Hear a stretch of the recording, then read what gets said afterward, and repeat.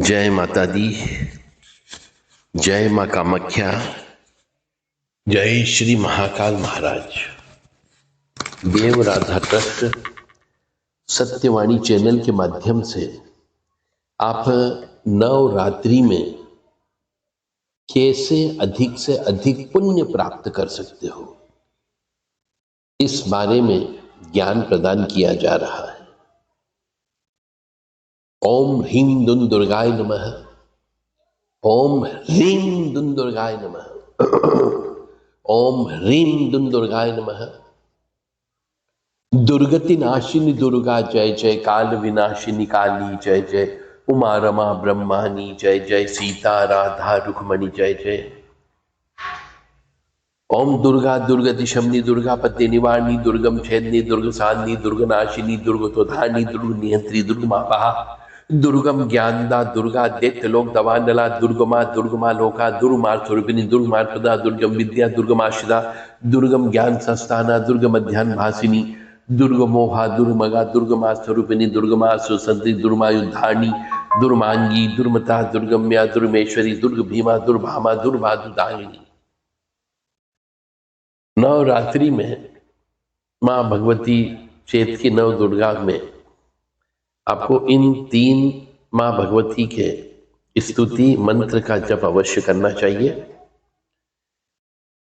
नवरात्रि में बहुत से मनुष्य नवरात्रि मनाते तो हैं, परंतु उसका फल उन्हें प्राप्त नहीं होता है। उसके बहुत से कारण मैं आज बताने जा रहा हूं। बहुत से लोग हमारे हिंदू सनातनी आजकल नवरात्रि मनाने लगे। कोई नंगे पैर रहता है, कोई भूखा रहता है, कोई एक समय भोजन करता है, कोई भोजन ही नहीं करता है, कोई केवल पानी पी करके रहता है, कोई केवल लौंग खा करके 9 दिन गुजारता है। क्योंकि शक्ति साधना है। जैसे आप साधने का प्रयास करेंगे वैसे आपका शरीर को उस तरीके से मोल्ड करना पड़ेगा। तो शक्ति साधना के समय पे जरा सी भी गलती आपको नुकसान पहुंचा सकती है, क्योंकि यह शक्ति साधना का समय होता है। अब गलती कौन कौन सी होती वो मैं आपको बताने जा रहा हूं कि आपकी नवरात्रि की पूजा पाठ का फल आपको क्यों नहीं मिलता। तो चलते हैं बिना कोई समय गंवाए। सर्वप्रथम जिस जगह हम नवरात्रि मनाते हैं, क्या वह स्थान शुद्ध स्वच्छ पवित्र है या नहीं है, यह देखना आवश्यक होता है। क्या उस स्थान पर पहले कोई मृत्यु तो नहीं हुई, कोई सूतक पातक वाला प्रभाव तो नहीं है, क्या उस जमीन के अंदर कोई जानवर की हड्डी वगैरह तो नहीं गड़ी हुई है। मतलब स्थान को शुद्ध करना, स्वच्छ करना, पवित्र करना, यानी गोमूत्र का छिड़काव करना, गंगा जल का छिड़काव करना चाहिए, गोबर से लीपना चाहिए, और यदि वहां कोई गंदगी है तो उसे हटा देना चाहिए एक दिन पूर्व। जाले नहीं होना चाहिए, और जो सेवा करने वाले मनुष्य हो वो पूर्णतः शुद्ध स्वच्छ पवित्र होना चाहिए। मतलब उनके घरों में बच्चे का सूतक नहीं होना चाहिए, बच्चे होने का सूतक नहीं होना चाहिए, मृत्यु होने का सूतक नहीं होना चाहिए, और मासिक धर्म का भी सूतक नहीं होना चाहिए। सर्वप्रथम इस बात का ध्यान अवश्य रखें, क्योंकि बहुत सी जगह मैंने देखा नवरात्रि मनाते हैं तो बहुत से मनुष्य आते जाते हैं। मंदिर है तो मंदिर में मेला लगा रहता है, उनके बहुत सारे सेवक रहते हैं, कर्मचारी लोग रहते हैं, कुछ भगत लोग रहते हैं। तो मंदिर के प्रशासक या कमेटी को चाहिए कि वह इस बाबत विशेष तौर से ध्यान रखे कि सूतक पातक वाला कोई भी मनुष्य, उसके परिवार का कोई भी सदस्य मंदिर में सेवा तो नहीं कर रहा है। बहुत सी जगह मंदिरों में भंडारे चलते हैं, पूरे 9 दिन भंडारे चलाते हैं। तो भंडारों में भी भोजन कराने वाली स्त्रियां या भोजन बनाने वाली स्त्रियां मासिक धर्म से नहीं होनी चाहिए, तो ही वो भंडारे में खाना बनाए आए। क्योंकि बहुत सी जगह मैंने देखा है स्त्रियां मासिक धर्म के नियम का पालन नहीं करती है और भंडारे का भोजन बनाने के लिए चली जाती है, मंदिर में चली जाती है झाड़ू पोछा लगाने के लिए, तो वहां ऐसी जगह की गई पूजा पाठ जब तब सब बेकार हो जाता है। मंदिर में बहुत सी जगह मैं अपनी आंखों से देखता हूं कि बहुत सी महिलाएं काम करती हैं, दीपक लगाने का भी कर रही, झाड़ू पोछा लगाने का भी कर रही, खाना बनाने का भी काम हो रहा है, भजन कीर्तन का भी काम हो रहा है, सब में महिला इन्वॉल्वमेंट है। अब उन महिलाओं से कौन पूछ रहा, उन लड़कियों से कौन पूछ रहा? कोई नहीं पूछ रहा है कि तुम मासिक धर्म से हो या नहीं हो। और विश्वस्त तौर से बड़े बड़े शहरों में तो इस मासिक धर्म को मासिक धर्म अशुद्धता नहीं मानते हैं और वो सब मंदिरों में जाती आती है, इस जगह की गई पूजा पाठ जब तब सब बेकार हो जाता है।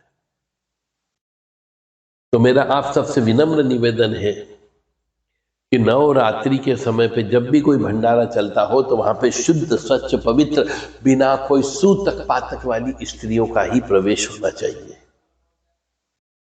मंदिर के अंदर सेवा करने वाली भी बहुत सी महिलाएं लड़कियां होती है, उनमें भी यह ध्यान रखा जाए कि मासिक धर्म से युक्त स्त्री नहीं होनी चाहिए।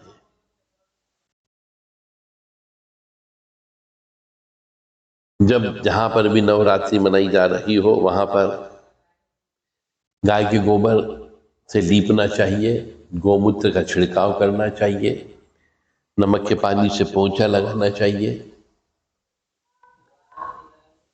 और कोशिश की जाए कि वहां पर ऐसा एक बोर्ड लगा दिया जाए कि नवरात्रि के समय पे कोई भी अछूत, अशुद्ध, अपवित्र, सूतक पातक वाला मनुष्य, उसके परिवार का कोई भी सदस्य, चाहे बच्चे के जन्म का सूतक हो या मृत्यु का हो या मासिक धर्म का हो, उसे मंदिर परिसर में ही प्रवेश नहीं करना चाहिए। इस नवरात्रि के समय पे चाहे कोई व्यक्ति साधना कर रहा हो या नहीं कर रहा हो, चाहे वह पूजा पाठ कर रहा हो या नहीं कर रहा हो, तो भी हिंदू सनातन धर्म के अनुसार नवरात्रि में किसी भी स्त्री पुरुष को सहवास संभोग नहीं करना चाहिए,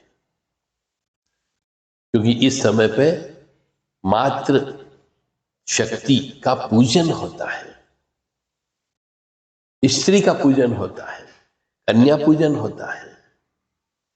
तो इन 9 दिन में स्त्री पुरुष को आपस में शारीरिक मिलन नहीं करना चाहिए, अन्यथा कष्ट की प्राप्ति अवश्य होती है। मनुष्य तो यही कहेगा मैंने कोई पाप कर्म नहीं किया, मैंने किसी का पैसा नहीं हड़पा, मैंने किसी की बद्दुआ नहीं ली, मैंने किसी की हाय नहीं ली, मैंने किसी का दिल नहीं दुखाया, मैंने किसी की संपत्ति नहीं हड़पी। तो भी कष्ट भगवान क्यों दे रहा? तो उसके पीछे कारण क्या होता है। इसीलिए नवरात्रि में स्त्री पुरुष का मिलन बिल्कुल भी नहीं होना चाहिए और सूतक पातक के नियम का ध्यान रखना चाहिए। मासिक धर्म यानी रजस्वला अवस्था यानी अशुद्ध स्त्री के अशुद्धता के समय का भी ध्यान रखा जाए।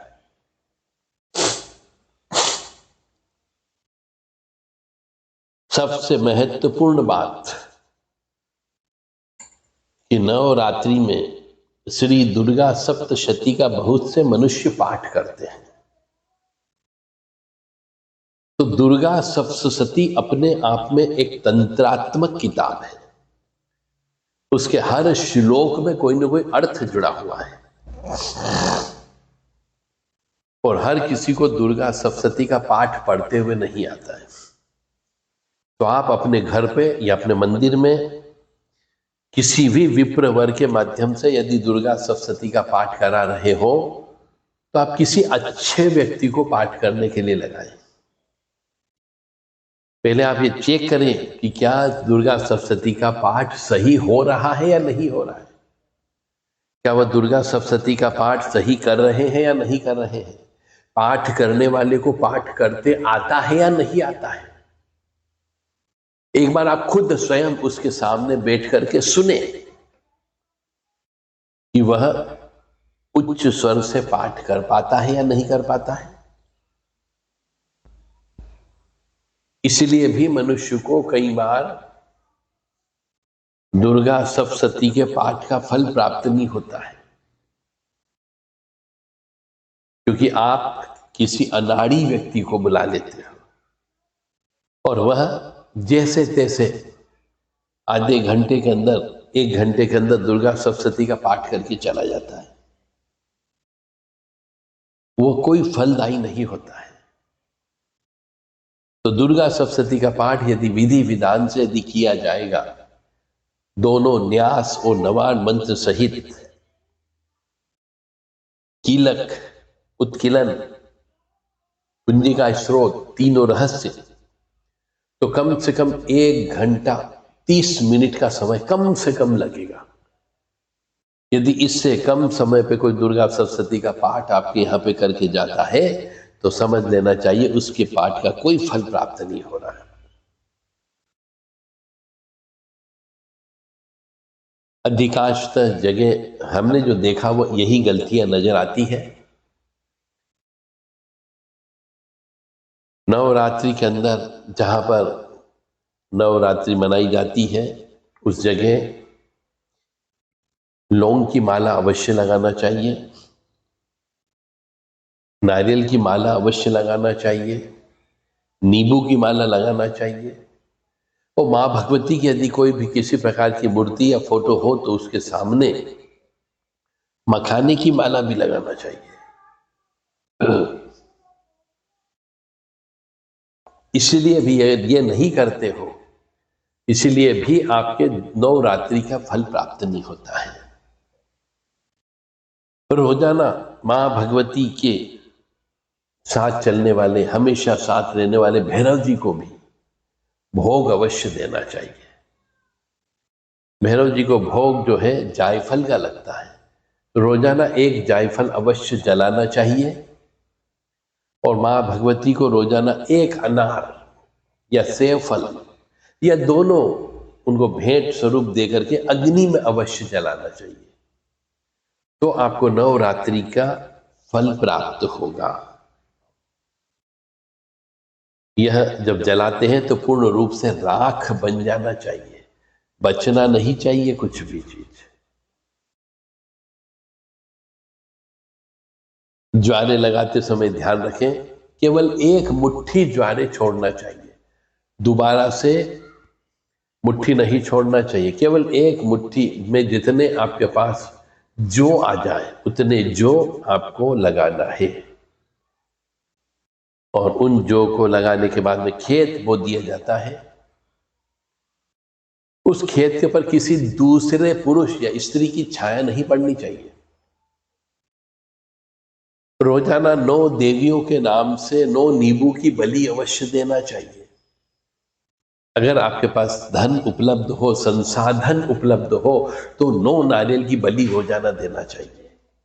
प्रथम शैलपुत्री, द्वितीय ब्रह्मचारिणी, तृतीयम चंद्र घंटेति, कुशा मांडेति, चतुर्थकम पंचम स्कंद मातेति, षष्टम कात्यायनी च, सप्तम कालरात्रि महागौरी चाष्टम नवम सिद्धतात्री च न दुर्गा प्रतिर्किता। यानी 9 देवियों के मैंने नाम लिए हैं।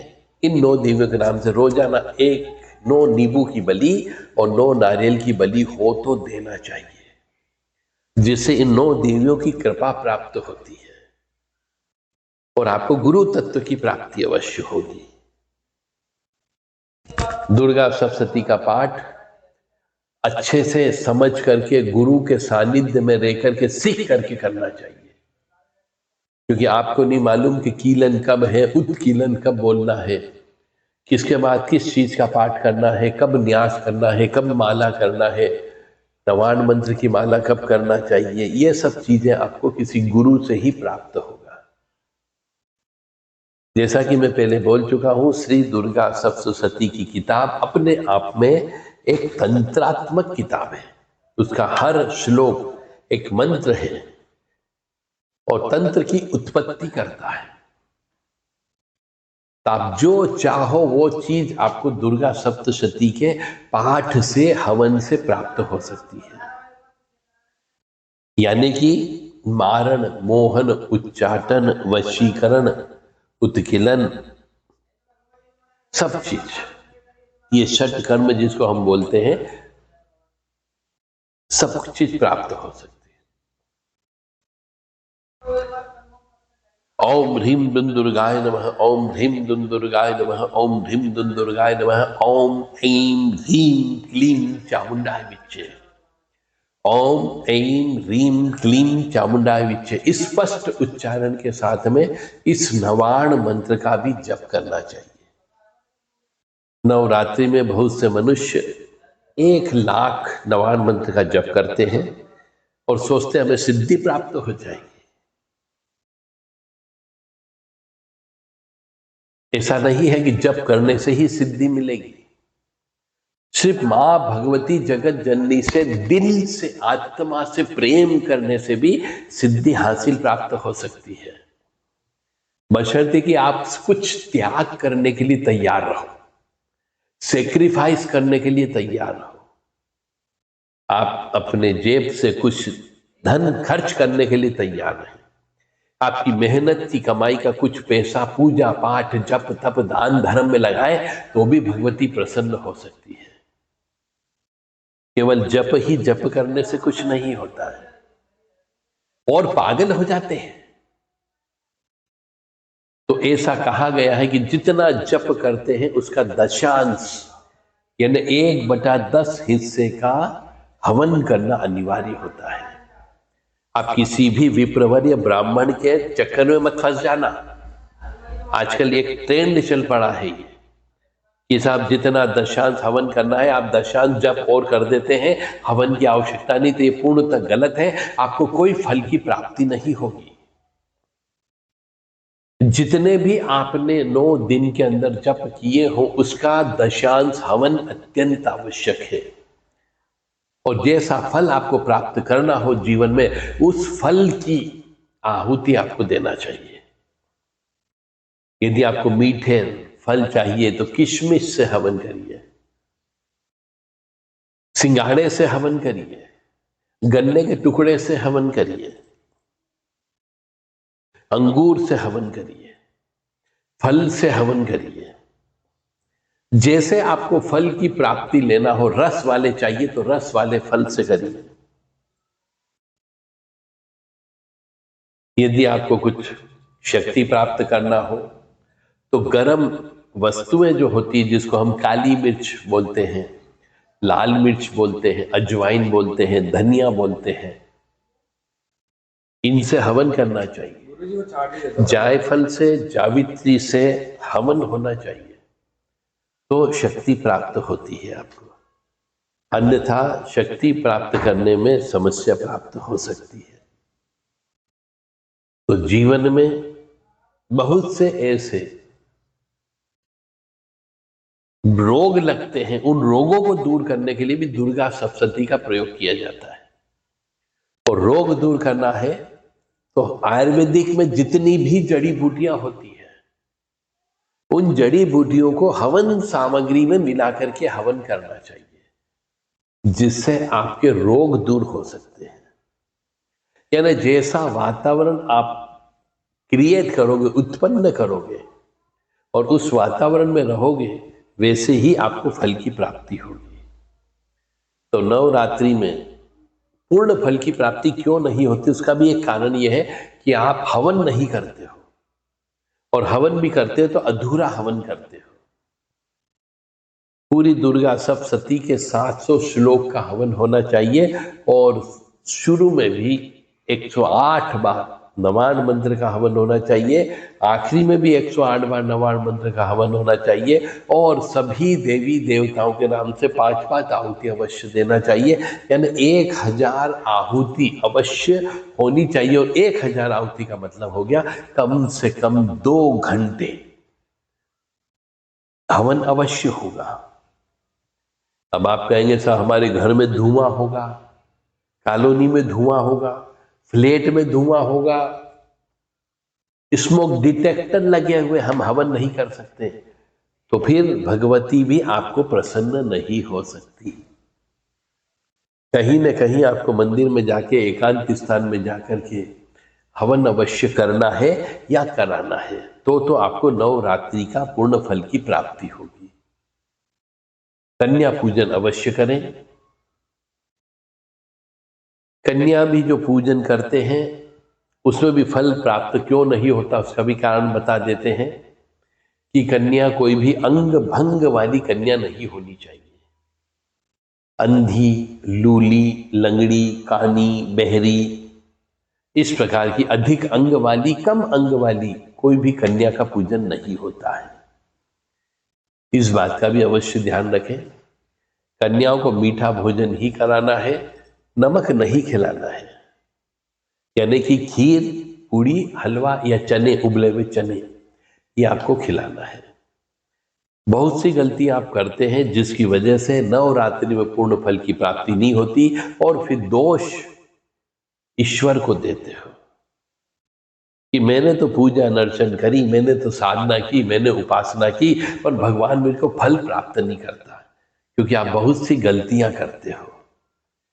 तो इस नवरात्रि में या हमेशा शराब का सेवन नहीं करना है, अंडे का सेवन नहीं करना है, स्त्री से दूर रहना है और कोशिश की जाए शुद्ध, स्वच्छ, सात्विक तरीके से रह करके काम, क्रोध, लोभ, मोह, मद, मत्सर, ईर्ष्या, तृष्णा, राग, द्वेष, इन सबसे दूर रह करके, त्याग करके आपको नवरात्रि मनाना है। किसी पे क्रोध मत करो, अपनी भावना शुद्ध, स्वच्छ, पवित्र रखो। जय माता दी, जय मां कामाख्या, जय श्री महाकाल महाराज। मां भगवती जगत जननी आद्य शक्ति भवानी आपको सुखी रखे, स्वस्थ रखे, प्रसन्न रखे, यश दे, कीर्ति दे और मान सम्मान प्रदान करे। और सबसे बड़ी बात है, आपको सद्बुद्धि प्रदान करे कि आप जो नियम है, कोई भी पूजा पाठ करें उस नियम कानून के अनुसार पूजा करें।